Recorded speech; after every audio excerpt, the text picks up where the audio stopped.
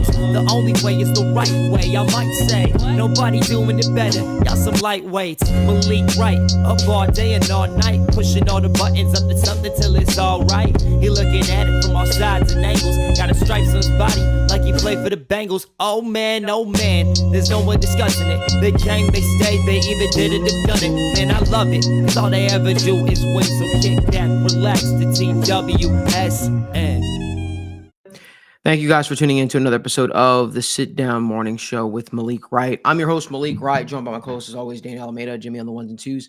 A lot of stuff to get into. But before we do, make sure you guys do us a favor, give this video a like, subscribe to the channel, turn on post notifications so you guys don't miss when we go live or when we upload content. It feels like it's been a while since we've gone live. It feels like it's been a while since we've, had the show. So it's good to be back. It's good to be back. I feel like there's a lot of stuff that we missed, obviously. There was a very interesting, I guess, trade storyline. I believe it was Tuesday. You had Amari Cooper going to the Bills. You had Davante Adams going to the Jets. The Jets getting Davante Adams is probably one of the worst kept secrets. But a lot happened. And there's so much stuff for us to talk about. We appreciate y'all for tuning in. A lot of people are reaching out. Yes, I'm feeling a little bit better. I guess a lot of people that I know that went on that trip to New York came back a little under the weather, but we're back. We're back, and I'm ready to do this show. So let's talk about it. Aaron Rodgers now has his favorite weapon, Davante Adams, joining him in New York, and it brings up the question: has Aaron Rodgers ruined the Jets' future for the sake of his own success with New York? I'm really curious to hear what you guys think. So make sure you guys drop your opinions down in the comment section. But Daniel, the floor is yours. Yeah, I think when we discuss this Aaron Rodgers thing, it's important to note that the Jets put themselves in this position. And that's the point of the discussion I really want to discuss is, hey, they put themselves in the shoes of saying, Aaron Rodgers, you're our guy. Aaron Rodgers, you are the one that's going to, be the franchise. You're the one that's really going to have success for our team. We're putting all our eggs in the basket of Aaron Rodgers. And it worked for the Tampa Bay Buccaneers with Tom Brady. It worked for the Los Angeles Rams with Matthew Stafford. And it hasn't worked so far for the New York Jets and Aaron Rodgers, and that's what concerns me. And you look at those two situations, those are the two comparable situations we have to look at.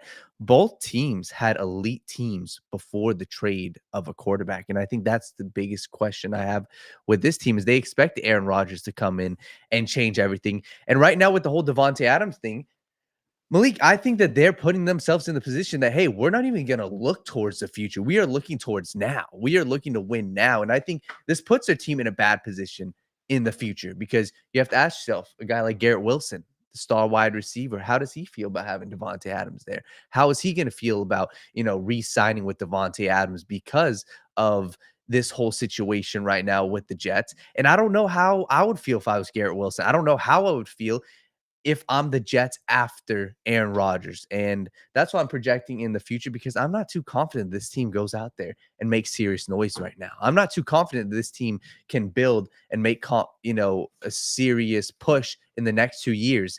And they should. They've got arguably three of the best offensive weapons, on in the entire NFL. You got Garrett Wilson, you have Davante Adams, and you have Breece Hall.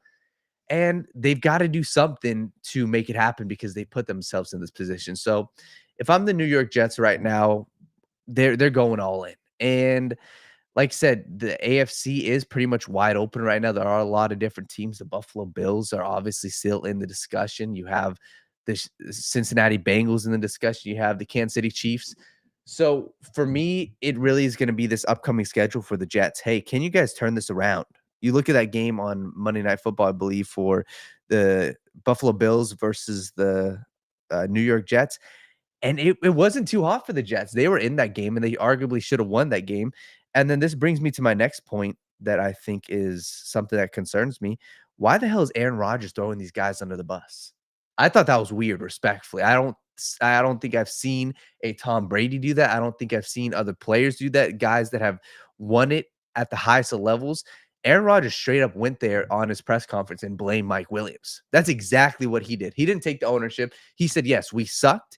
He said this game we gave away, but he blamed the officials and he blamed his wide receiver, Mike Williams. And it was very clear what he was doing. He said on that play, we had, I forgot who it was, Alan Lazard running down the left side or the left seam, and Mike Williams has to be on the red line, and he was not on the red line. So you're blaming your wide receiver. Yes, it was his fault, but how does that look to the rest of the team? How does it look to the organization right now? Respectfully, I think the organization is getting duped. I think Joe Douglas and what they're doing, I thought that they were adding young talent. I like how they went out. They tried to add the offensive lineman in the draft. But you brought in Alan Lazard. You brought in Randall Cobb. You brought in Nathaniel Hackett. You fired the head coach. At some point, I'm going to seriously look at Aaron Rodgers, and I think I'm doing that now, and say, hey, respectfully, you're a 40-year-old guy who looks old at times. He still throws a beautiful ball, and I still think that he can have success.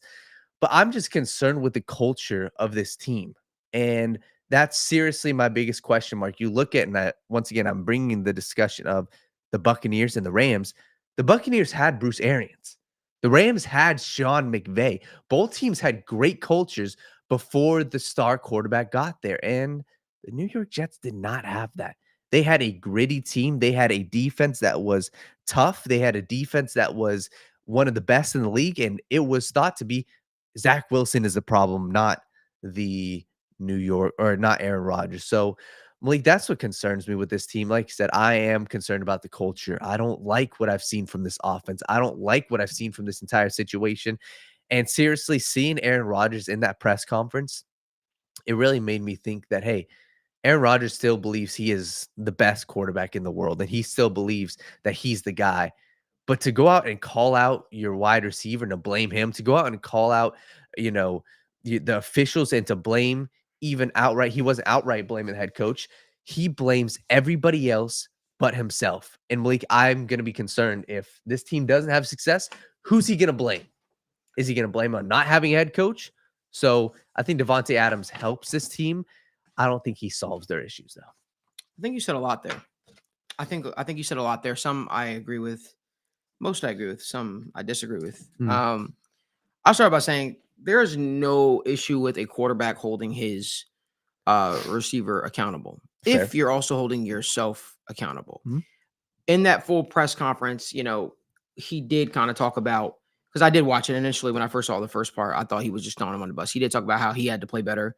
And he wasn't talking about the game in totality. He was more so just talking about that play directly.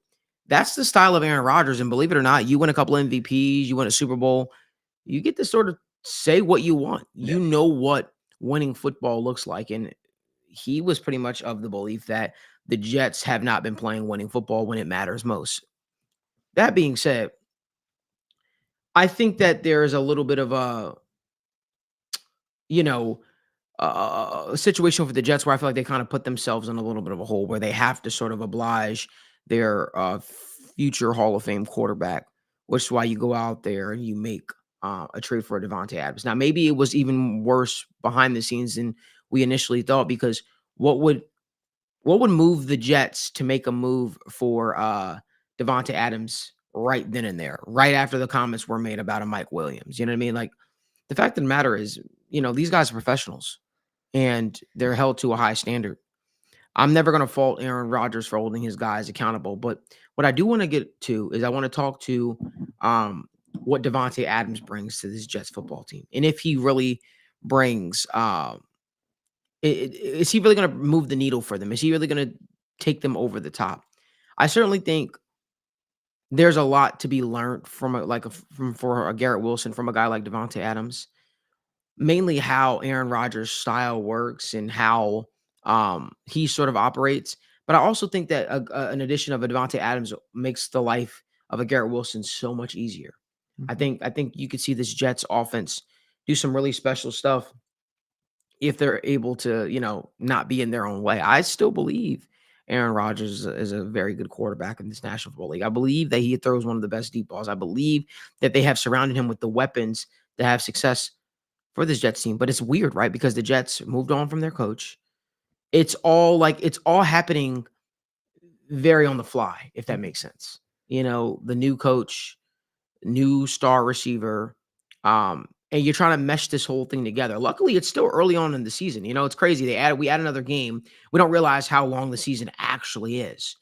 Um, but I think there's still so much football ahead of the Jets that I don't think that I'm gonna die on one hill or the other and say they're this or they're that right now. What I will say is the moves that they've made signify a team that's in win now mode. They signify a team that understands that, you know, this is his best. This is as good as it's gonna get. They got to find a way to win with the core that they have right now. They have a good defense. They have the weapons around Aaron Rodgers. You sort of look at the Jets football team, and you're having a hard time finding the holes, right? They have the weapons at the receiving position. They said they were missing a quarterback. They finally got that quarterback there. They have a ridiculously talented running back room. Okay, well, what's holding them back now at this point? The only thing that I think could hold this Jets football team back at this point is culture. Mhm. It's like Madden or 2K. You can't go out there and just grab a bunch of names and hope it works. You have to make sure team morale is a real thing. Maybe Mike Williams and Aaron Rodgers didn't hit it off. Maybe that's why he's out there for trade. And maybe it would behoove them to say, hey, you know what? Maybe the Chargers should go out there and trade for maybe the Chargers should go out there and trade for Mike Williams and get that thing corrected. But I think that there's nothing wrong with holding your teammates accountable. You know, me and Daniel have been talking at length a lot about this. I want to make sure we get our guy, TWC analyst Parker Blake, in for the conversation. I want to get his thoughts on his favorite New York Football Jets team. So without further ado, Parker Blake. Morning, fellas. Good morning, Park. How we doing, Hello. man? It's been a long time since we've seen you. Yeah, it's been a minute, man. I've missed you guys. I've missed talking ball with my boys. Man, I missed you Miss too, you too. brother. You know, New York was a trip, man. It was a trip. But I want to hear your thoughts. I know you're a big Jets fan and big believer of the Jets. They were your Super Bowl pick this offseason. So I want to hear your thoughts on the Jets trading for Davante Adams and the overall future of this Jets football team, you know, with Davante Adams now in the fold. Hey, I think you're getting me and Daniel mixed up again. I know we look very similar. You gotta be careful there. But no, I'm interested to see what happens obviously down the road, and if this relationship's able to get back to where it used to be in Green Bay. I do think it's funny. I mean, I don't know if you've ever ordered custom cleats, but those things don't come that quickly. I don't care who you are. So, you know, this hasn't been a recent development in my opinion. But no, I it's just hard because I mean, I think it was Brees Hall that came out and said it feels like he's living in a Madden franchise. Like that's not necessarily a good thing. I think everyone always jokes about some NFL organizations running like a Madden franchise in a negative connotation. That's not always a great assessment of your organization. And kind of like we've discussed before, it's just you can add all these pieces, but at the end of the day, I mean, this team might have been awesome like 5 years ago, 8 years ago, but now, I mean, what kind of talent are you really bringing to the team if you're adding pieces, but they're not really giving you the production that you're hoping to see? And again, maybe Aaron Rodgers and Tay are able to get that, you know, connection back and get going again. I mean, we haven't seen great things out of Alan Lazard, and I think, you know, you talked about some great points earlier where you have to be ready to be led by a guy like Aaron Rodgers. You can't just come into a building expecting traditional leadership and then, you know, encounter Aaron Rodgers that'll throw you off your game a little bit. But I think this defense is good. I think this defense has been good. This offense has been the issue for this team all season, and honestly, not just recently. So we'll see if Davante Adams is able to bring that spark. I just don't know how much of a spark a receiver can give you. I know you can have some of those big explosive plays come from that connection, but at the end of the day, I mean, if your quarterback's not hitting it or if you can't get in sync, then I don't know how much that's really going to give you down the stretch. So I'm unmoved as of today. We'll see what happens this week now that hamstring's feeling better for Davante Adams. But, I don't expect a lot of change personally. I think what you said was so perfect. You said I'm unmoved. I think that's a perfect word. I'm unmoved by this move by the Jets. I really am. I don't just think instantly, automatically they're this is going to take them to Super Bowl contender. But what you do here is you now make Aaron Rodgers feel so comfortable.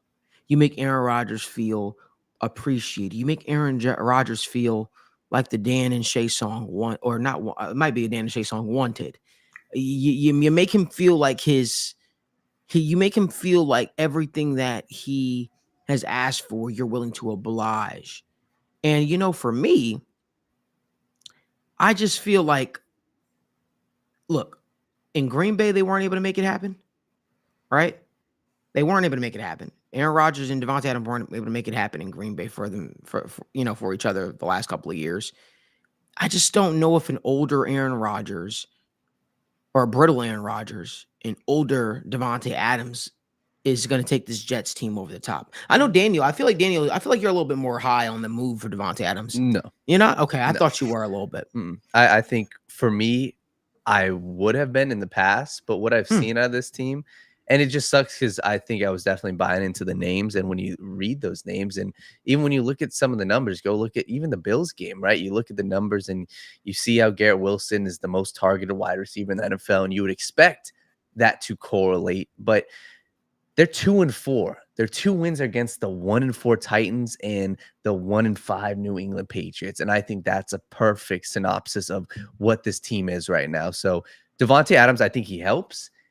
I think if anything, this move, and I will credit Joe Douglas. Joe Douglas has been on the phones. He has been working, and he's made this a reality.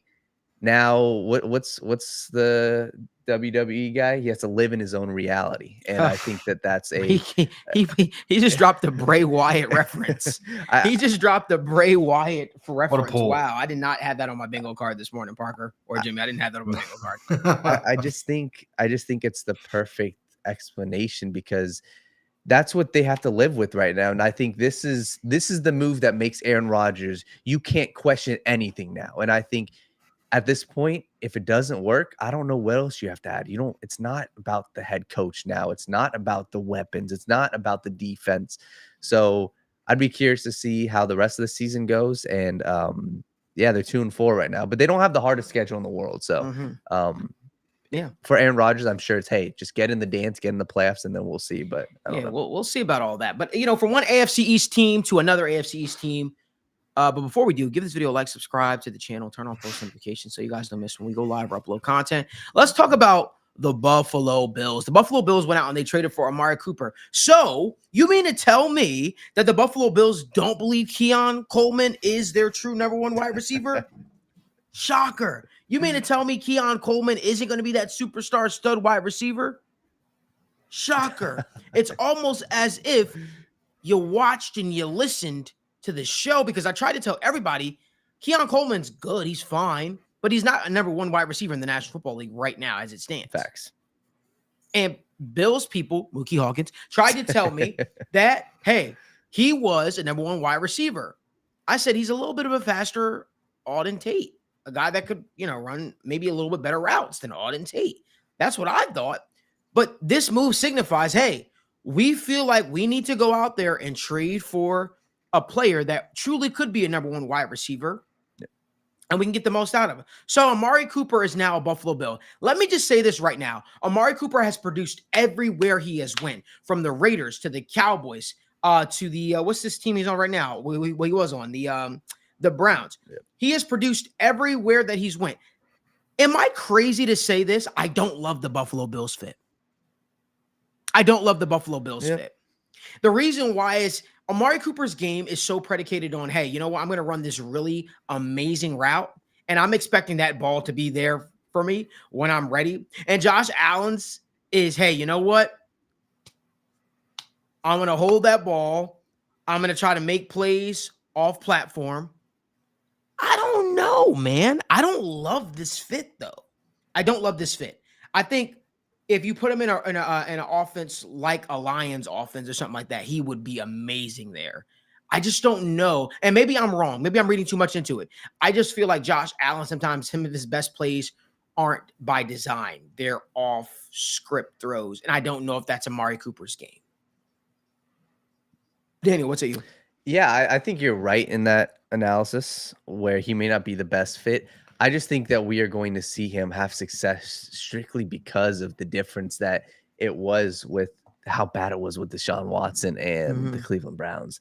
So I think you're right. And I just want to applaud the Buffalo Bills. I think the Buffalo Bills have done a much better job of, hey, at least going for it. And I think that this is what you want to see, especially with the team like the Bills. I think we can all agree this is their window. Like, if it's still open, now is like the tail end of it to say, hey, the past couple of years, you were Super Bowl favorites. You were that upper echelon team.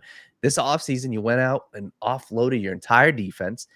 And the whole Stephon Diggs thing, I think that it gave you room to play around with. And I think it should show Bills fans that didn't already know this wasn't a thing of money for Stephon Diggs. It ain't working out anymore. So I like the move all around. And I think it was a necessary move because, like we discussed, Keon Coleman, I like Khalil Shakir, I like Dalton Kincaid. That's not winning you a Super Bowl. That's not making you have a deep run into the playoffs. Hell, that's not even helping you even make the playoffs. That's fine, but you're relying on Josh Allen to be a superstar, to be a superhuman guy. So, Parker, what's your thoughts on Cooper's fit with the Bills? Yeah, no, I don't disagree that I'm interested to see his ability to improvise. I don't think that, I mean, he obviously hasn't had to too much throughout his career. I like his ability to be physical. I think he's a great downfield blocker. I think he's a great blocker in space. And again, he's a great route runner. He'll get open. But again, he's very timing based, and I think he'll get open, like kind of like Malik said, when he needs to and expects that ball when it's supposed to be there. So I'm interested to see his improvisation ability. I'm not saying that he can't do it. He's a top level receiver, and I think he's a great mover and shaker. And I think if you give him enough time, he'll be open. I'm not worried about him working the scramble drill or anything like that, but just, as far as, how frustrated is he going to get? The thing I've always liked most about Amari Cooper is how he's not one of these diva wide receivers that needs the touches, needs the targets, needs this, needs that. He's just going to go out there. He's going to do his job. And I think that's great for the younger wide receiver room that the Bills have. Kind of just having that older presence in there that is more, team focused. Hey, let's go get this win. However, we have to get this win. I'll get mine when it comes. Don't worry about me, type mentality. And that's, Keon Coleman wasn't a great separator. I think Khalil Shakir's awesome, but also he's kind of, limited into what he can do as well. And now you've brought in a guy that I feel like can do multiple things, can be more versatile for you, and can be a true number one wide receiver for you and help you out in some of these situations. But let's not act like the Bills have been, struggling this season. They look very good. I think Josh Allen's playing football that no one has expected him to play, and I think everyone, including myself, is still expecting that negative regression at some point. And I think adding Amari Cooper is going to potentially help you negate that and help you avoid that for a little bit longer. So I like the addition. I think it is a weird fit, but I do think I can see the vision. I can see what they're trying to get out of him and get with him. And, like you guys already talked about, it's trying to maximize this window. They understand they lost a lot of key pieces. They know where they're weak, and so they're just trying to give their franchise guy more weapons, more opportunities to make plays and be successful. So, yeah, I think, and also a lot of Browns fans I saw were basically trashing on Amari Cooper, saying, hey, 6 drops this season. Amari Cooper hasn't been that good. Respectfully, and this is something you touched on, him not being a diva wide receiver. He did show some frustration, though. And I mean, how the hell can you not? And I think there's multiple times, and I think that's where we are going to see a huge difference with the Buffalo Bills. And I think that this actually helps Josh Allen in saying, hey, because Josh Allen has never been that guy, hopefully this can be the guy. I mean, Josh Allen, there's times where quick passes, get him in a rhythm. And that's my issue with, as an Amari Cooper fantasy owner, what I've seen many times this year is, hey, quick slant, he gets a quick separation right away. But Deshaun Watson just wasn't getting him the ball. So I think that's something that hopefully Josh Allen can take care of, and hopefully Josh Allen can make happen is, hey, quickly get him the ball and just get him in a rhythm. So I think Amari Cooper can hopefully help out the Bills a lot. Yeah, listen, is it fair to say Amari Cooper is similar to Stephon Diggs' play style to a degree? I think Stephon Diggs might be a little bit more physical. Yeah. I just feel like Amari Cooper is a very beautiful route runner. Always been a fan of Amari Cooper. He's the ultimate professional, goes about his business, and he doesn't matter where you trade him, he just produces over and over again. He's almost very similar to Brandon Cook. Brandon Cook that's been traded so many places, but he's produced everywhere. He's went from the Texans, Cowboys, you name it, right? The Rams. I just feel like Amari Cooper is a guy that kind of just puts his head down and just grinds over and over and over and over again. And so I do believe that he will do some positive for the Buffalo Bills. I'm just not quite ready to say, you know what? You know, I'm just not ready to say that's where he is, if you ask me. I don't know. He's a good, and I think you brought up Stephon. He's very similar to Stephon Diggs and Well, something. What I was saying was, I think that Bills. he's good, but I just don't know if he's a needle mover enough for the Buffalo Bills. No, But continue. Sorry, I cut you off. No, you're right, and I think that's the Buffalo Bills right now are producing very good numbers, and they're looking like a damn good team. That's never been the question with them. It's never been the regular season success. So, that's kind of just the last thing I want to say. And I think he is similar to Stephon Diggs, and I think it's that type of receiver who gets open, creates separation, and it's kind of funny. They both do the same thing over the middle of the field. Just get the ball, go down, and just take the yards. Not, amazing after the catch. Like, they're solid, but that's not their typical game. Hey, get them on the quick slants. Hey, get them on first down. Those are the type of receivers that can help your quarterback and help get you away from the third and longs and just into second and shorts, third and shorts. So I'm excited to see how he helps. Yeah, for sure. Parker, is there anything else that you want to add? No, like I said, I'm excited to see what he brings. It's kind of the opposite of Devontae Adams, where I'm excited to see what he's going to bring to this team and what the team changes to cater to that addition. Whereas I feel like the Jets are going to look like the same Jets plus Devontae Adams. So, all right. If you guys could do us a huge favor, give this video a like, subscribe to the channel, and turn on post notifications so you guys don't miss when we go live or when we upload content from the TWSN studios. I want to move on over to I guess Tom Brady. Tom Brady is now being recognized as one of the owners of the Raiders, and now he's being held to the same standard as an owner would be. So many rules and regulations that have been sort of put on him now that he is in an ownership position. I know, Daniel, there's something you want to talk about more, so the floor is yours. Yeah, I just kind of want to bring this up real quick. I think it's important. Like, I think this is going to be something that is going to be around the NFL storylines for a long, long time. I mean, you look at Jerry Jones, you look at Robert Kraft. These are guys that have been consistently in, the headlines. Jerry Jones recently, and obviously Jerry's the full owner. And you look at Tom Brady. Tom Brady is not the full owner. He obviously has only 10% of the Raiders, but it's a thing where, man, like, it's going to help change the Raiders a lot. I think Tom Brady's going to have a lot of input on this team. So when you look at his broadcasting career, what he's going to do, I don't think that it's going to be, the main focal point. I really think he's going to focus on the Raiders side of things. I think that this can change the Raiders a lot because, quite frankly, right now, their organization is a shit show. Their organization is a crapshoot. Their organization does not know what the hell that they want. And they moved to Las Vegas. They got the bright lights, they got the flashing lights, and then they went out and they tried to make the splash plays. They tried out Josh McDaniels. They tried out a Derek Carr. They tried out, Jimmy Garoppolo. They're trying all these different things for the quarterback, and it just ain't working. So I think Tom Brady's input is going to be massively valued, and I think that he is going to be one of the faces of this new look Raiders team, and I truly believe that. And you go look at what the owner right now, Mark Davis, what he said. He said, Tom Brady's going to have influence, and I don't doubt that. So I'm seriously looking at Tom Brady, and I think I'm going to put him on the pedestal, and I'm going to say, hey, you're going to be responsible for the wins and losses and the success of the Raiders over the next 5 to 10 years. And I think the next 2 to 3 years are extremely pivotal. Malik, we discussed this on the other show about the head coaching for the Raiders. It is likely going to be Antonio Pierce, right? They are paying Josh McDaniels. They are paying John Gruden, and they're still going to be paying Antonio Pierce. So it's going to be a thing of, hey, every franchise, in my opinion, can turn around with good leadership, with good ownership, and getting a star quarterback. That's what I would be looking at. And I think when you look at what happens with a quarterback and you bring in a young guy that can be a superstar, I think that's the next step for this Raiders team. And I'd say I really do think Shedeur Sanders is lining up to be on the Las Vegas Raiders. Park, what do you think about that, man? I feel like the writing is just there. Shedeur Sanders, future Raiders quarterback. It makes all the sense.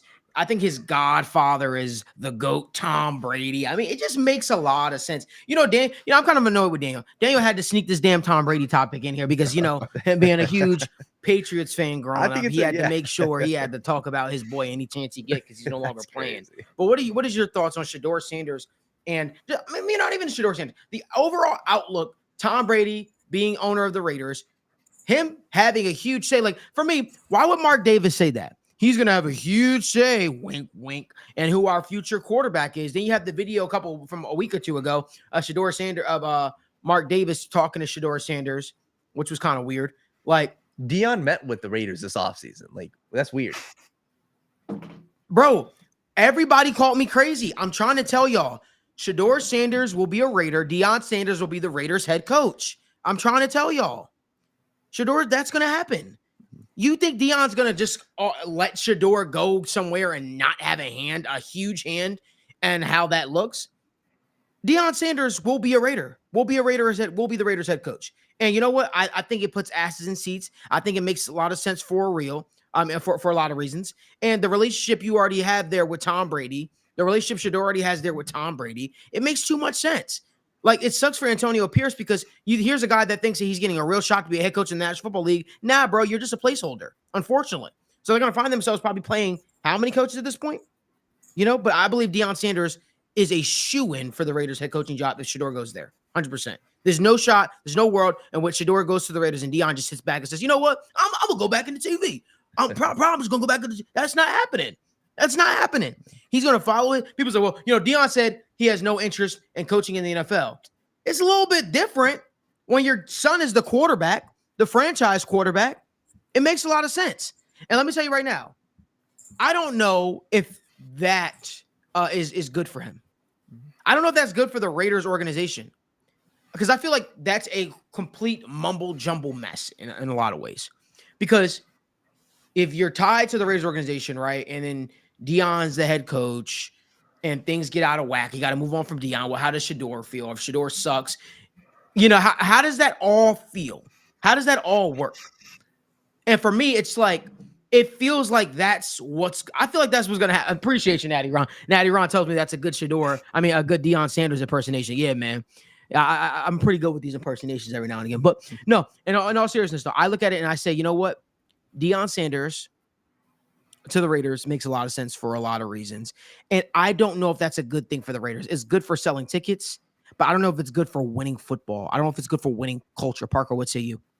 Yeah, no, you took the words right out of my mouth. I think, if you bring in Prime as your head coach just to bring in Shedeur, and if you bring in Tom Brady as a part owner just so he can sign off on the guy that you were probably already planning on bringing in anyway as your franchise quarterback, I think that's an interesting move. But I do think, if the Raiders want to bring in a guy for another year, another, 24 games, whatever it might be, and let him go and then pay him to not coach there anymore, that's great. But I just think, how much success has he really had at Colorado? How much of that is on him? It's not like he's had a lack of talent. They've had it not too hard of time recruiting to Colorado. They've had the talent to compete against the teams they're playing against. They just haven't been able to make it happen. And is that on your head coach? Is that on, your assistant coaches? But what kind of staff does he bring with him? There's a lot of variables that go into that. But then again, like you brought up, if you bring in Prime and Shedeur and then you have to move on from Prime, does that make you hold on to him as a head coach for longer than maybe you should? Or you probably, again, you should. You just leave him in the building, just be like, oh, we don't want to have our quarterback get uncomfortable. We don't want to make him feel weird in the situation. We don't want Prime to leave and then Shedeur request a trade immediately. We don't want to end up in all these. That feels like a situation that's going to get extremely messy very quickly. Therefore, I think it's perfect for the Raiders. So I'm interested to see how that goes. But I hope that doesn't happen, just because I feel like that'll be a disaster. But that'd be a very Raiders move, and it'd be fun to watch. At least I think Shedeur would be the worst quarterback in that division still. So yeah, and I think when I just look at it, and for people that think that this isn't realistic, I think it's very comparable to something like a LeBron and Bronny James, right? Is that the best thing for the Lakers to win the championship? No. Is it ruining the organization? Potentially. Is it a damn cool story for a dad and his son to be on the same team together? Hell yes. And I think that's a perfect thing for Deion Sanders. And it's not like this is out of the realm of possibility. This is what Deion Sanders has been saying, not specifically outright. It is going to be the Raiders, but hey, my son playing wherever the hell I want him to play. All you gonna hear him say is cut the bull jump. Cut the bull jump. That's exactly what he says. And it's like, I think that this is a real possibility. If I were the Raiders, I would potentially look to say, hey, Prime, let's move you into the front office. Let's move you somewhere else, just not as a head coach. Because I thought that's a great point you brought up, Parker, is, hey, if you do have to move on from him, that dynamic, what the hell is going on? So I think it would be much smarter to move him into a front office role or something where he can have a hand in the team, but not outright be the head coach of the team, because that is just way too sticky of a situation. I would hope Tom Brady, as the now owner, would say, hey, maybe that's not the best thing to have you be the head coach of our team. So I'm curious to see, but the Raiders, all in all, I think the Raiders are definitely in a better position now because they've just been an absolute shit show over the past 4 to 5 years. So we'll see how it goes. Hopefully, I think Deion wouldn't be the smart move as head coach, but getting a Shedeur Sanders is not the end of the world for the Raiders. You get a franchise quarterback potentially, and you get a young guy that you can potentially build with, and see what happens with that. Yeah, no, I think it makes a lot of sense. Oh, Marissa's in the comment section saying Bill Belichick to the Raiders. Let me tell you right now, I'll be out here saying I don't think there's a chance in hell that happens. Could you imagine Tom Brady being Bill Belichick's boss? Yeah, he already was. Words of Stone Cold Steve Austin. That ain't happening. That ain't happening. Man, what were you about to say, Park? He already was. He already was his boss. You know, we already saw that happen. Right. No, I think just one more point on the Deion thing. I think something that's kind of been underrated, under discussed in a lot of NFL circles, but what Deion's done with the Colorado offense with his son at quarterback, it's very much been the Shedeur Sanders show, and that's something that just won't fly in the league. So I agree with Daniel 100%. That might be a guy you can get involved in the front office and making those type of decisions, but I think getting him on the field as the head coach, especially with his son at quarterback, is just a recipe for disaster down there in Las Vegas. So. Yeah, and I like Shedeur. Like, I went back and rewatched him. Maybe he's not deserving of a top 3 pick, but at the end of the day, teams are going to pay for quarterbacks. Mm-hmm. And everything I've seen from Shedeur, how he handles himself, he has the makings of a varsity athlete. Of a who? No, so, like he ain't like you like that, right, Park? That was a good one. He's not. That was good. Like, he's not, I don't believe, of the upper echelon, the superstar potential quarterbacks. But when you look at this draft class, I think there's a lot of these guys like the Jackson Darts of the world that can push into this conversation of, you know, first round guys. I don't think that these other quarterbacks like, you know, like Jalen Milroe or blanking on Georgia quarterback's name, but Carson Beck.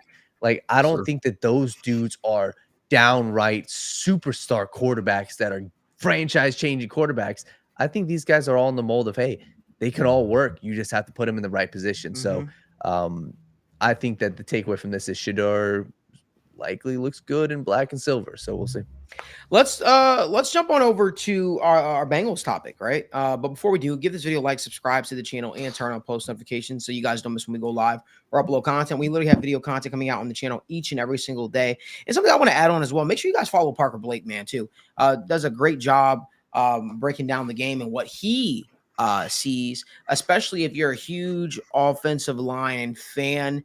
I certainly know Parker is my go-to guy when it comes to all things Bengals offensive line, so we appreciate him. Maybe we can get him to do some stuff for the channel, man. Maybe we can make something happen real quick.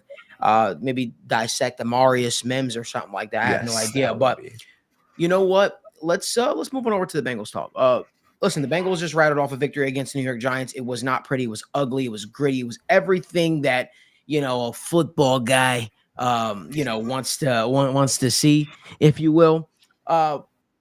We were in the suite for watching the game. It was great seeing Joe Burrow break off on that broken play, if you will. And I think how many yards did he run? 47? 49 yards for a touchdown. Man, do you think the Bengals going to run, Parker, though? Do you think that the Bengals can go on a run, you know, exercise some of the demons that they've had, such as going up to Lake Erie and beat the team in Cleveland? Do you think that this is a team that is primed to start to round into form here? or do you think that it's a little bit of fool's gold? What are your thoughts? Well, I mean, it's an interesting schedule they're looking down the barrel at right now, right? You have a Browns team that historically the Bengals have always struggled against. However, this Browns team looks awful right now. So it's like you'd hope that game tilts the Bengals' way relatively significantly. However, it's the Browns and it's in Cleveland, so we'll see how that goes. But again, you'd hope that's a nice win. So that'd be 2 in a row. This Eagles team can't seem to get out of their own way consistently. So again, you'd hope that's a nice, easy win to kind of get momentum going. That's 3 straight. This Raiders team, again, is a dumpster fire. They're just selling assets right now. I mean, some people think Max Crosby won't be there by then. I mean, we'll see. I don't see him going anywhere, but then that gets you to the Ravens game in Baltimore, which is always a tough place to play, especially in the division. But I can see them rattling off, what is that, 1, 2, 3, 4, 4 wins, and then get into the Ravens game and then seeing what happens. And then you come out of that game against a Chargers team that's really stiff. I mean, I think those Ravens and Chargers games, those 2 games are going to be kind of a real show of where this team's at the midpoint of the season. But I think they could rattle off a quick run of 4 wins right here, kind of get that win beneath their sails and get that momentum back. And I think that'd be really good for them. But we'll see how it goes. Again, if they kind of get off track in this Cleveland game, it's going to be a very different story again coming out of that, because now you're back on the losing side of things. You're still adding more AFC losses to that record because for some reason the Bengals are the best team in the NFC but can't beat an AFC opponent for some reason lately. So we'll see how that goes. But I think, if they can get through this Browns game, they have a pretty relaxing stretch for the next couple, and then they can get into Baltimore and see where they're at. Yeah, I think when you look at what is it going to take to get in the playoffs, the bottom line is if you win only 9 games, you are basically asking to be damn lucky.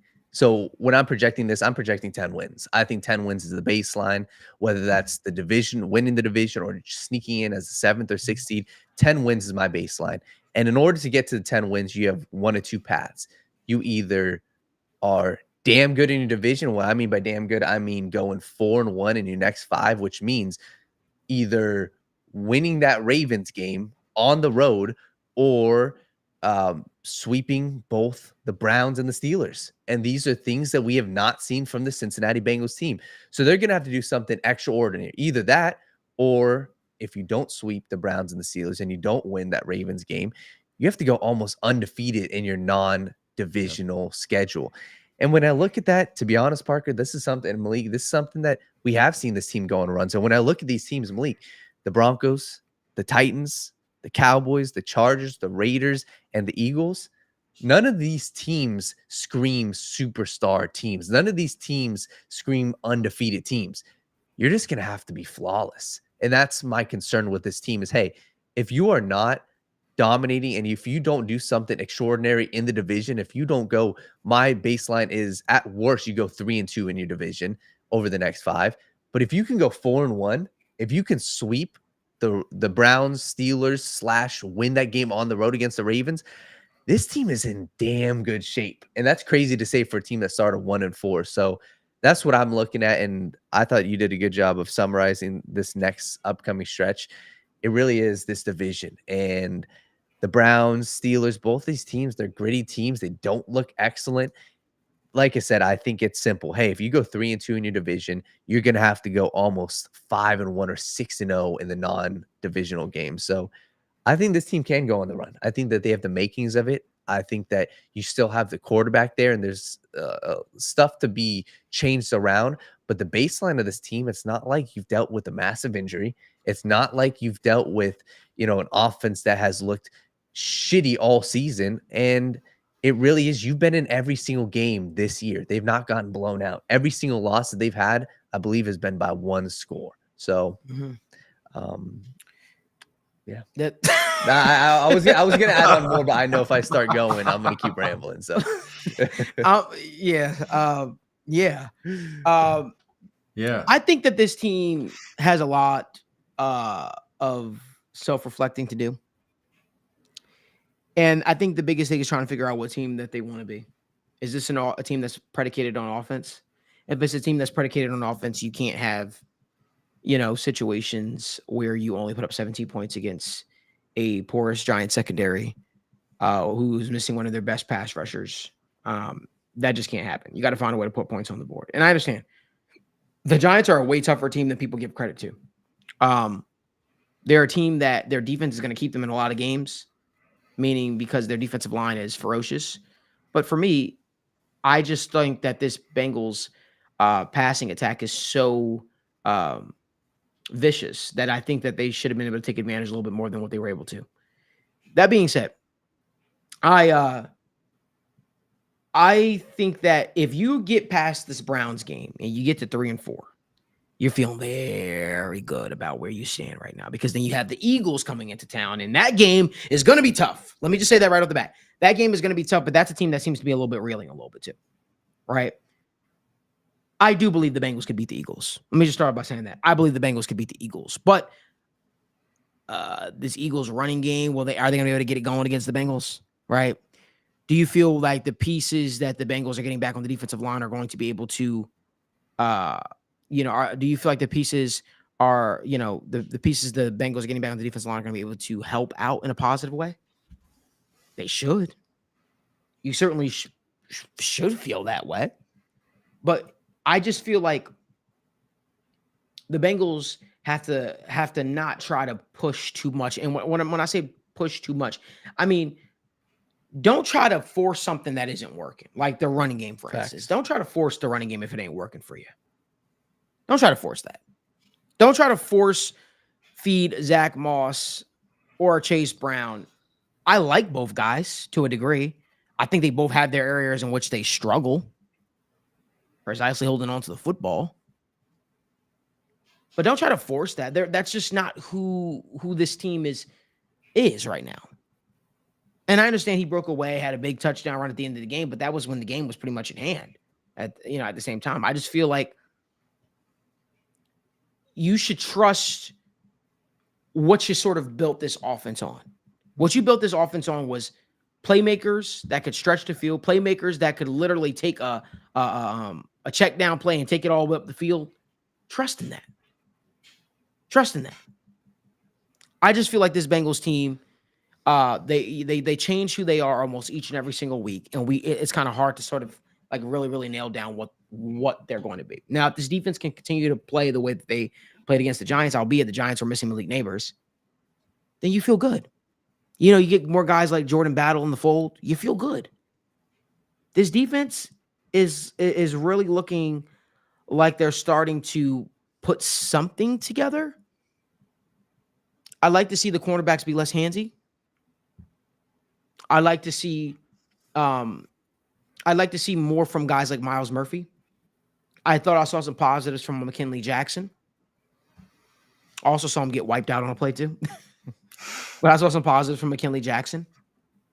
You overall saw some positives. You're starting to see what they had hoped that maybe this defensive line could look like with everybody healthy. But then again, it's the NFL. Everybody's not going to always be healthy. And I agree with you, Natty Ron. He says the Bengals need to be more aggressive on offense. I agree. You look at the names that you have receiving the ball from the tight end spot, the wide receiver spot. There's no reason in which you should find yourself in a situation in which you're only putting up 17 points against a Giants football team that you, quite frankly, let hang around a little bit too long. That's just my thoughts. Yeah, that's just my thoughts. And Sean Brown, I want to get to you. I know you don't like the Bengals. You're a Chiefs fan. I get that, brother. He says Ravens and Eagles are likely losses, so that means you have to go 8-1 against everyone else. That's a tall order. I disagree with you, man. I don't view those as losses. I think that the Bengals played very good against the Ravens last time until they didn't. Well, from the defensive side of things, I think that the Eagles are beatable as well. And it wouldn't shock me if the Bengals went 2-0 here against the Browns or the Eagles. It wouldn't shock me at all. Matter of fact, I'm actually willing to bet that I believe that they will. However, what I'm saying is I think that you're basing a lot of wanting to see the Bengals fail off of versus like what this team has done in the past. And I just don't look at the Eagles and I don't see a team that's unbeatable. I don't look at the Browns and I don't see a team that's unbeatable. But I'll say what I've always said and what I've always said up on this show. And I said, your job is not to be somebody's get right game. Everybody agree with that? Yeah. Like your job is not to be somebody's get right game. I thought Geno Stone played one of his best games as a Bengal this past week. I get it. Albeit it was against the Giants. But he played one of his best games as a Bengal. He wasn't the big question mark, if you will. I think you get Jordan Battle in the fold more, and you start to see him take over those starter snaps. And you see Von Bell be regulated to, a mentor role. I think that's ideal. I think you start to feel good. I think you start to feel good about a lot of things. It's a tall order, no doubt about it. It's a tall order. There's a lot of football left to be played, and there's no more gimmies on the schedule. There's some games that make me uncomfortable, like the Cowboys game, right? Like the Chargers game that makes me uncomfortable. But all you could do is play who's in front of you. First order of business, Cleveland Browns. Cut the grass at home. Take care of business at home. Then you can start to focus on the Eagles. And that's how you start to build this thing back. That's how you start to build this thing back. You can't be looking ahead to, we got the Ravens down the line, then we got the Steelers. They still haven't even played the Steelers yet. Right now, you're 0-1 in your division. You have the chance this week to go 1-1 in your division. 1-1 is a whole lot better than 0-2. So that's what you have to do. You have to take care of business at home. You have to take care of business at home. You have to. And I agree with you with Benjamin Harris. He says, cut your own grass. 100%. 100%. You got to cut your own grass for you about, before you worry about anybody else. Sean Brennan, he says, inaccurate. I pay very close attention to the Bengals. They're the only team who has beaten the Chiefs when it matters. Panthers and Giants are the only ones. That is not good. Sean, you're not saying anything that we don't know already. That is what we're saying. I have given the Giants their flowers. I said that they paid the Panthers way too close. Way too close for a team that's talking about championship aspirations. No reason why that should be that way. Right? Now, you can point to injuries on the defense. You can point to so many different factors. But I don't know what you want me to say. I don't know what you want me to say. You want me to say the Bengals suck, the season's over, pack it all up? Is that what you want me to say? I'm not going to say that. I'm analyzing it. I'm simply saying to you, we understand Panthers and the Giants aren't great wins. But would you want them to lose those games? You want me to say they should have lost those games and it would feel a lot better? No. They won those games. They won the games that they won those two games, and they should have won those two games. And albeit they should have won those games by larger margins in which they did. But guess what? They are 2-4 with a lot of football left. We're only in October. I'm not packing it in. I'm not waving the white flag. I'm not going to sit up on the show and say that. What I am going to analyze, I'm going to say they've had injuries on the defensive line, right? And now they're starting to get those guys back healthy. And then, wow, it's amazing. The defensive line starts to look better. Still want to see more from the edge rushers. Give Trey Hendrickson a little bit of pass. He went up against Andrew Thomas this past week. But Trey Hendrickson still is looking for that compliment. Who's going to help him out on the other side? Season's still young. A lot of football left to be played. Teams that went undefeated so far, they might not look great towards the end of the season. There's a lot of teams that are undefeated right now that have not impressed me this football season. And it feels like they're just finding a way to win. There are teams out there with one win that I think are a lot better than what they have. But that's the NFL, right? Situational coaching matters. What really matters, it's not college football. You're not going to blow teams out each and every single week. It's, hey, can I find a way to pull out those victories, those one score margin of victories? Can I find a way to win those games? The good teams, the great teams find a way. Most wins in the NFL are gritty. Most teams in the NFL are tough. So, yeah, there's a lot of football left to be played. A lot of stuff to get into. Parker, before I let you out of here, my man, what was your biggest takeaway from this week of action? Oh, man, my biggest takeaway's got to be that I still don't think Spencer Rattler is the truth. He had probably one of the most exciting second quarters that I've ever seen in the NFL, and then just absolutely forgot how to play football in the second half. I know a lot of people are excited to see him get his debut. I was excited to see if I was going to be right on my evaluation, and after one whole NFL football game, I'm saying that I'm right. I like that. And I think, what about you? No, I think just to add on to that real quick, we're going to see it tonight. We'll obviously discuss Thursday Night Football.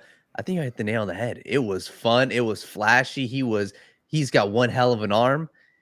The dude just ain't like it. I think there is a world where the Saints buy into it, though. It's flashy. Oh, yeah. It's fun. It's fascinating. But I'm with you. It was just all over the place. What I will say, and I'd be curious to see, how does he look, when Chris Olave is back in the fold, when they have a more competent running game? But it was a lot of it was all over the place. I mean, missing Alvin Kamara on checkdowns. It was, getting happy feet in the pocket. It was a whole lot of nothing. But we'll see tonight. But I guess one of my takeaways all around, I think the Buccaneers are for real, and we obviously discussed this, but they're a team where even now, Malik, they're not getting the hype. And I think that whether they don't, I'm hold on. I'm not even saying, hold on. I'm not even saying that they're officially going to win the division. I think the Falcons still win the division. I think the Falcons they're finally finding their footing. This Bucs team is going to be a problem to play in the playoffs. And that's what I really like, what they got going on. The running backs, Sean Tucker, Bucky Irving, and they still got Rashad White. And I really like the weapons. So this team is going to be a problem in the playoffs. And I think they're a team, they may not win the division, but they're a 10+ win team. And is it fair to say that they've been able to keep their core together, right? And they have the one thing that a lot of these other teams who everybody loves to call media darlings, they have continuity. They have the experience of having won the division. They know how to win when their back's against the wall. Is that what you're saying? And they got savvy vets too. I mean, Vita Vea is a so that's what you're saying. Guy. Yeah. It's almost like somebody said that in the beginning of the season. It's almost like someone said that they believe that this Buccaneers team was being underrated. I'm just obviously messing with Daniel, but the fact of the matter is, I'll say it. Daniel won't say it. I'll say it. The Buccaneers, in my opinion, are going to win the division still. Sorry, not sorry. I think that this Buccaneers team is going to win the division. I may have made an egregious take this past offseason where I believe that a certain team in Carolina might take the next step, and that didn't happen. But it's fine. It's okay. We all make mistakes, and we all push forward. Park, my man, thank you so much for joining us, man, on the Sit Down Morning Show. I'm gonna try to get you back in here, man, to try to make up for obviously we didn't do the show Tuesday. Was feeling under the weather, but maybe we can get you back on for the recap show this upcoming weekend. But man, I appreciate you so much. Make sure you guys give my guy Parker Blake a follow. Park, I appreciate you, man. Let's hopefully the boys can rattle off a victory, and I'll be shooting you over a text here soon. Awesome. Yeah, thanks for having me on. I'm glad you're feeling better, brother. Thank you, brother. I appreciate you, my man. Okay. Y'all take it easy. You too. Now listen. It's been a while since we've been live. It's been a while since we've talked things through, but it's time to talk fantasy football. Before we do us a favor, give this video a like, subscribe to the channel, turn on post notifications so you guys don't miss when we go live or when we upload content. That being said, it wouldn't be a Thursday here on the Sit Down Morning Show if I didn't have our guy, Michael O'Hara, joining us live for another episode of the Sit Down Morning Show with Malik Wright. So without further ado, Mike O'Hara, how's it going, my man? Morning, Malik. It's been a minute, but I'm happy to be back, man. Man, it's been too long, man. I know. It's been too long, man. I appreciate you, and I feel like I was under the weather for so long, man, and I finally feel like I'm finally on the mend, getting back to myself a little bit. But yeah, man, got a lot of stuff to talk about, man. First and foremost, how is your fantasy football team doing, man? It's been brutal, man. It's been brutal. Ooh. A whole lot of Rashee Rice, Nico Collins, Rashid Shaheed, just making sharp picks that can't seem to stay healthy. The TWSN Writers League, I think my first 4 picks are all down with injury right now. So it's been gritty, but we're holding strong. 100%. I'm not doing fantasy football this year, as you know. Again, I retired. I was too good. But I'm sure there are some people out there that are looking for your advice. Namely, we've got a question in the comment section. Well, first we have one person making a statement. WWMOHD, which stands for what would Michael O'Hara do? I'm assuming. And so that brings us to a good question. Should we start Javonte Williams tonight? What's going on? So Daniel, the floor is yours. Yeah, so we can start it off Thursday Night Football. We'll start off with that. It's a ugly game, but I'm actually excited about this game. Talk to me about some of these guys, and you can just rattle off these guys. I'm curious here. Javonte Williams, is he start? We got that question. And then talk to me about some of these guys, mainly a guy on the Saints that we'll discuss later. Are you starting any of these Jawan Johnsons, the Bub Means, even Alvin Kamara? What's your thoughts on them? So Thursday Night Football, what's your thoughts fantasy-wise? Yeah. First off, if you're planning to tune in to all 60 minutes of this game, you're a real sicko. I will be watching it, but that's my own prerogative. But looking first at Javonte Williams, no, you can't start this guy. Just the general, like, his role has been fine over the last 3 weeks. 63% of snaps, 61% of the opportunities out of this backfield, and for most running backs, that's enough to sustain fantasy relevant production. But it just really isn't for Williams. He's been averaging a shade over 10 fantasy points per game during that stretch, and it's just. Whether it's him not being able to recover from that knee injury 2 years ago, or just the general offensive environment in Denver, it's just not production that you can feel confident getting into your lineup. And I will be avoiding Javonte Williams, and for the most part, just this Denver offense in general. I think you can start either Bo Nix or Courtland Sutton if you've got a quarterback on bye or just a receiver on bye and you're in a tough spot. But for the most part, this is just an offense to avoid. I'm with you, and I'm curious. 2 other guys I want to get your thoughts on. First off, Broncos running back Audric Estime. I'm curious to hear what's your overall thoughts on him. Do you feel like he's a guy in deep leagues that people should be paying attention to, or are you just staying away from him? And also Spencer Rattler, is he worth anything in the next couple weeks fantasy wise? Audric Estime definitely should be stashed in deeper leagues. Sean Payton came out and said this week that they want to be getting him more touches, getting him more looks, and they just haven't gotten really consistent running back production out of really anyone this season. Neither Jaleel nor Javonte has been solid, and Sean Payton seems to like what he's seen out of Estime so far. So if you're in a super deep league, like a 12-man with a long bench or a 14-man league, yeah, go ahead and stash him and just kind of see what you have. You don't expect it to amount to much, especially in these next couple of weeks, but it's definitely a guy worth considering if you're in a tough spot with your running backs. And then looking at the Saints, no, this is just another offense that I don't think you can start whatsoever. I tweeted it out last night. Just absolutely can't trust anything in this offense. 4.6 yards per play last week against the Buccaneers. That would across the full season that would rank 29th, I believe. So just really just an inept offense. And some people are considering starting Bub Means just because he's the de facto wide receiver 1 here. In that tweet, I said, get a grip. Like this is not an offense where you can be starting anyone. They had more drives last week with negative offensive yardage than they had drives that went for more than 50 yards. Like that it's just not an offense where you can sustain anything. 2 of their touchdowns, one came on a 10-yard drive that was just a gift from a turnover, and another one came on a Rashid Shaheed punt return. I mean, it's just they're not going to be sustaining drives. They're not going to be putting up points. Even without Patrick Surtain, I'm confident in this Broncos secondary being able to contain Spencer Rattler, Bub Means, and Mason Tipton. I mean, the casual NFL fan hasn't even heard of those guys. It's just not. I never even heard of that. Exactly. It's not a team where anything is going to come on the offensive side on the ball. Completely. So we'll get to some of these questions here, and I want to get your thoughts on who your favorite matchups, a couple of them for the week.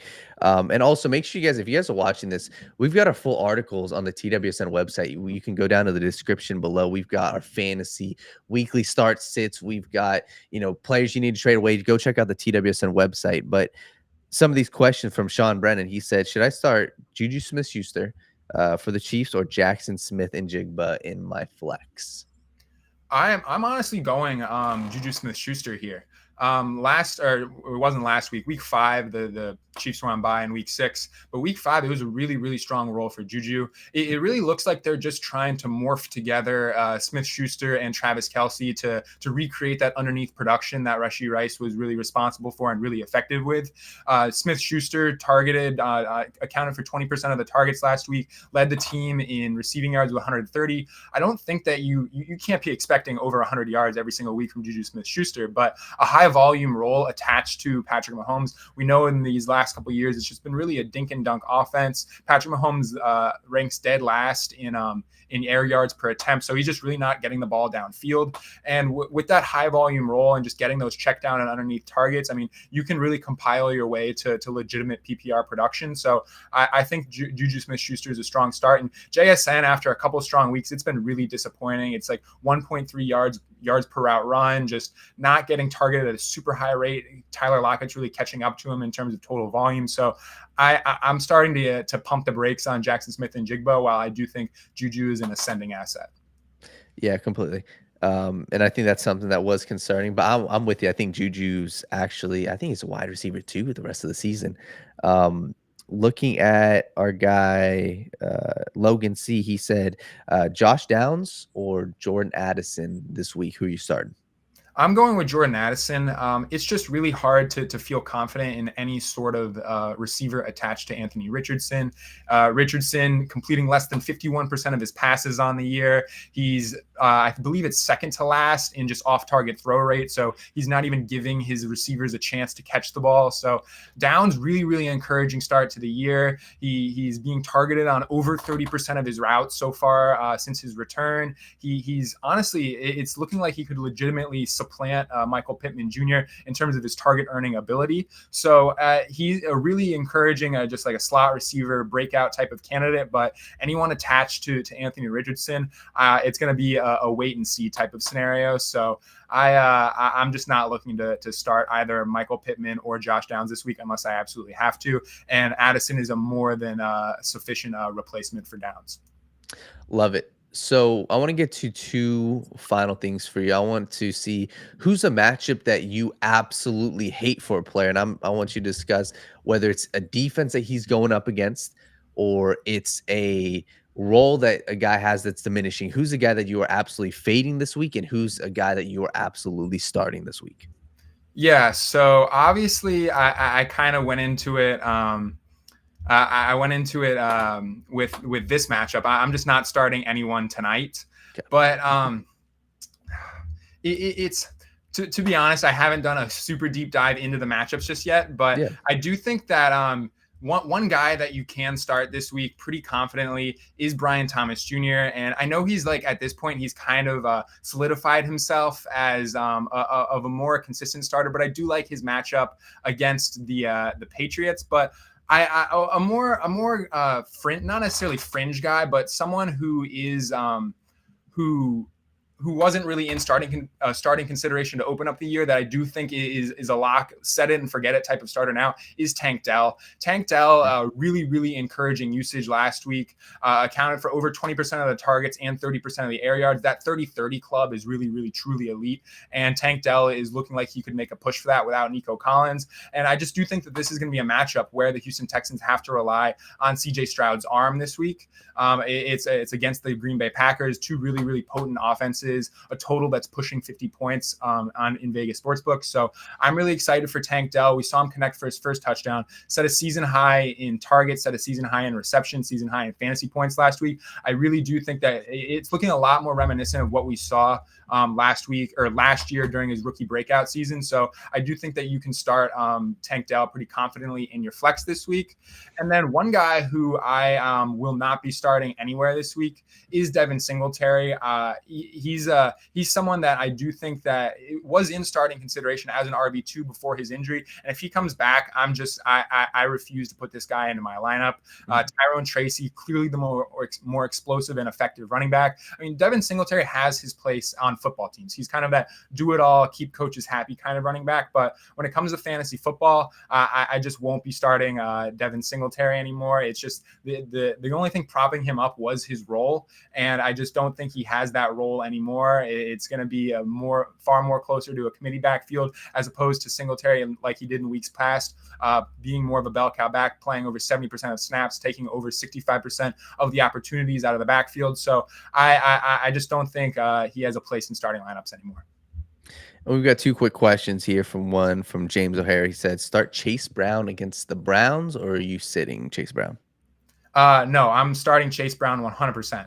We're watching. You guys were there on Sunday night. Watched the changing of the guard in this backfield for the first time all season. Chase Brown outsnaps Zach Moss, leads the backfield in opportunities and carries. So it was obvious that this was coming. I mean, the Chase Brown provides an explosive skill set that Zach Moss simply does not. The only place that the coaching staff prefers Zach Moss this season is in pass protection. He's getting the third down snaps. He's getting the 2-minute drill snaps for the most part. So Chase Brown has some room to grow, but he is by far the more explosive and effective back. And he just can do things on the football field that Zach Moss simply cannot do. He is firmly in RB2 territory, not only this week, but for the rest of the season. And then from Griffin McQuaid, he said, "Can I trust starting Mark Andrews after these past 2 solid weeks?" No, he, I mean, yeah, it's an offensive environment that's going to lead to some touchdowns here and there, but just the underlying usage metrics, just like how often he's running routes, how often he's being targeted, it's well outside of what you expect from a consistent fantasy starter. He'll rip off a big play like he did here and there, and he'll catch a touchdown here and there, but just in terms of consistent usage, you're looking for someone who's a little bit steadier at your tight end 1 position.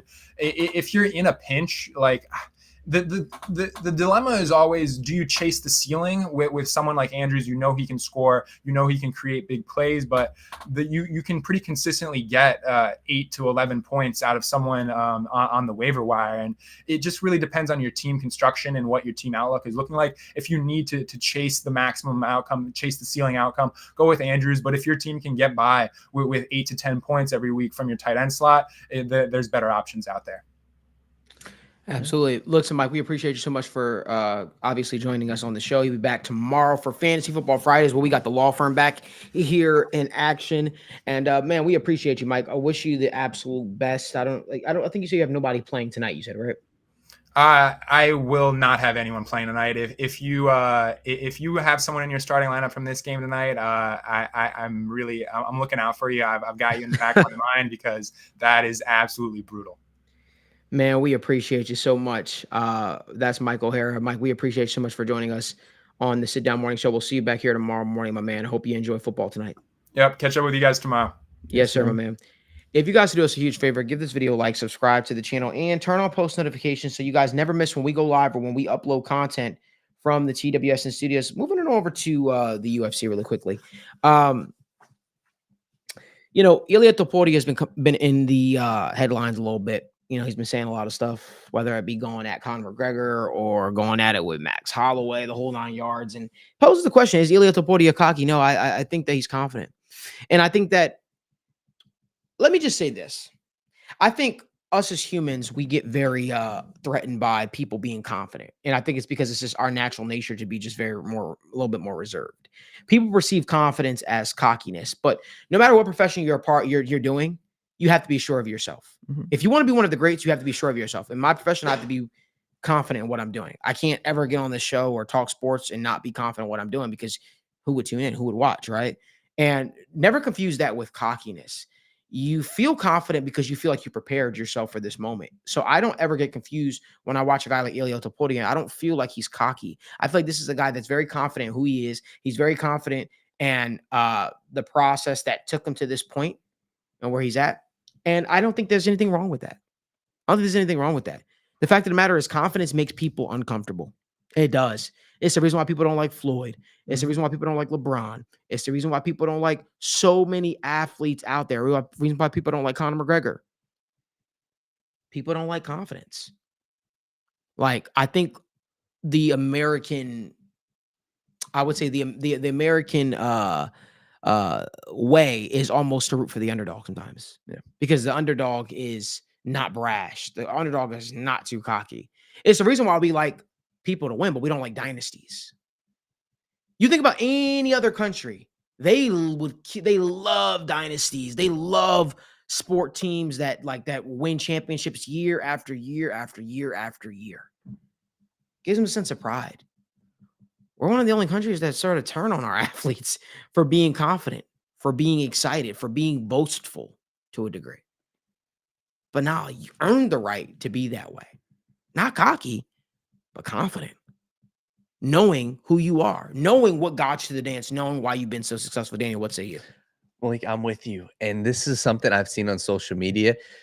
And this is what I believe. I believe this dude is the next superstar. And I'll obviously credit you for putting me on him a long time ago. I don't think that he's selling bullshit. There are some fighters, and this is what I truly believe, heading into a fight. I believe, in most fights, one of the fighters at least knows, hey, I might be outmatched here. I might be up against a guy who's maybe better than me. Ilia Topuria, I am so confident that he is going to go out there and do exactly what he says. And I don't think he's selling bullshit. I think that he is the type of guy, and he's the type of fighter where, respectfully, and he made a great point. He said, Max, the difference between me and you I am 15-0.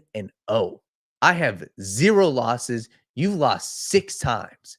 You know what it feels like to come back after a loss. So you're going to do it once again after tonight or after this upcoming fight. That's cold. And when I saw that and I saw that whole interview, Malik, I'm like, Ilia Topuria, he may come off as joking and he is poking fun and he's trying to sell this fight. I believe everything that he says. When he says, Max, I don't think that you're going to come into the center of the octagon with me and stand, because if you do that, you're going to go to sleep.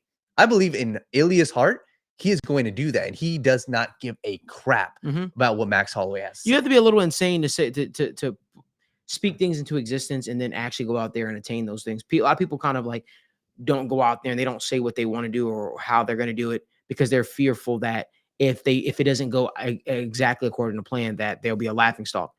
Really, like real speaking, you have to you can't give a crap of what people think. You can't care about if people think your dream, your vision, whatever you're going after is crazy. And for me, that's sort of been my arc, if you will. It's I don't care what people think. People call me crazy. People said, "Oh, you would move out to Cincinnati by this time. Oh, TWSN won't be where it is. Yada yada, whole 9 yards." Oh, I mean, even some family. Yeah, people who just did not believe in the vision and the journey. You just can't. Again, you can't think about that. You have to believe in yourself, believe in your process, because it's your vision. It's nobody else's. And that's the same thing for Ilia Topuria. Ilia Topuria said he was going to be featherweight champion. Ilia Topuria said he was going to knock out Alexander Volkanovski. He changed his bio to featherweight champ before the fight even happened. This is a guy that's ultra confident. He believes in his process. He believes in who he is. And I believe he is going to knock out Max Holloway, not because Ilia told me to, it's because I just know the game and I understand that Ilia Topuria is not like anybody Max Holloway has fought before. And again, I think people will understand in due time.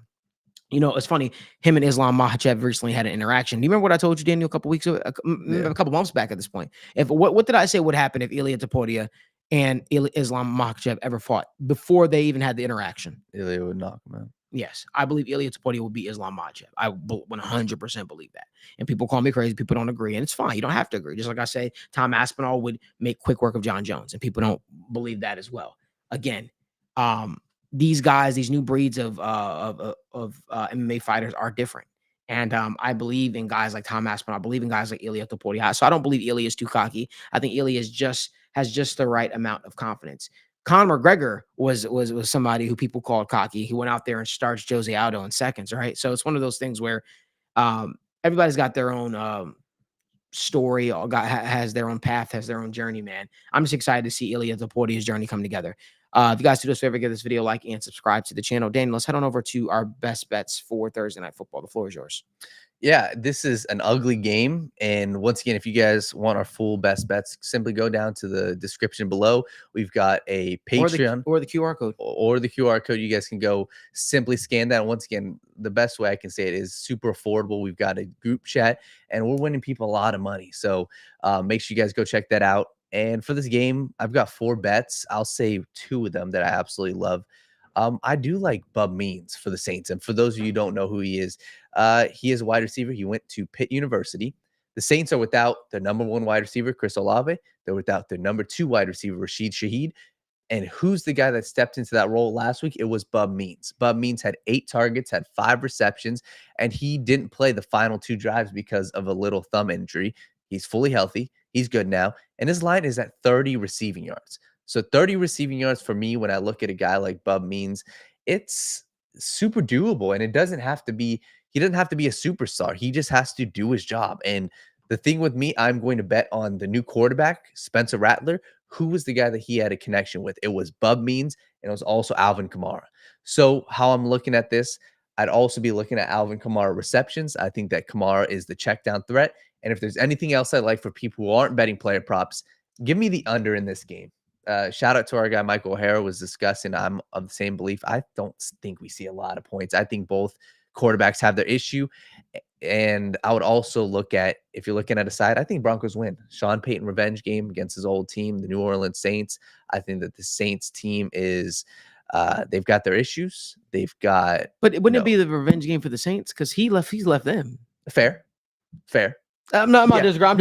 I just thought about that. I was like, yeah, but but maybe because he really did give him the whole "I'm retiring" and then duped and then went back to go coach the Broncos. So if anything, they might feel like, because a lot of his players that he coached are still there. Yeah, a lot of them might want to feel like they go out there and they want to make a statement and embarrass him. Yeah, that's fair to say. I think, and once again, this is something where I'm not this is more of a lean. I think Dennis Allen has been absolute garbage. I think that their past 4 games have been atrocious. I think even last week, they start out the game very good, and respectfully, their team shit the bed in the second half. They got dog walked in the second half against the Buccaneers. So I'm with you. It's a good point. I think that's why we do see a little added motivation on the defense side of things. 37.5 points may seem low. Malik, it's going under. Excuse me. Yeah. If you guys could do us a favor, give this video a like, subscribe to the channel, and subscribe to the TWSN Patreon if you want to make yourself a little bit of money. We appreciate y'all for tuning in for another episode of the Sit Down Morning Show with Malik Wright, presented by the Wright Way Sports Network. We'll be back live tomorrow at 10 a.m., same time, same crew, same place. Remember, there's only one way you should be waking up talking sports, enjoying the conversation, and that is the right way. We'll see you back here tomorrow morning.